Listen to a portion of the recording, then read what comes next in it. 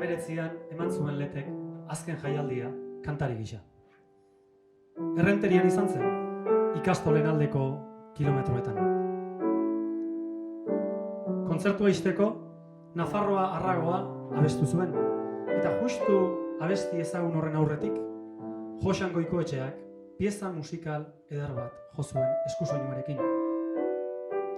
Aita Donostiaren bertsioan entzuten ari garen pieza hauxe zen.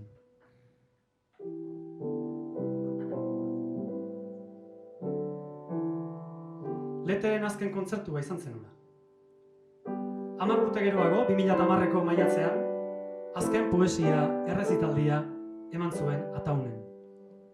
Eta han ere, tarte batean, melodia bera entzun zen. Ez da kasualitatea. Leteren ustez, kantu xaharroiek aberriaren agerpenak dira.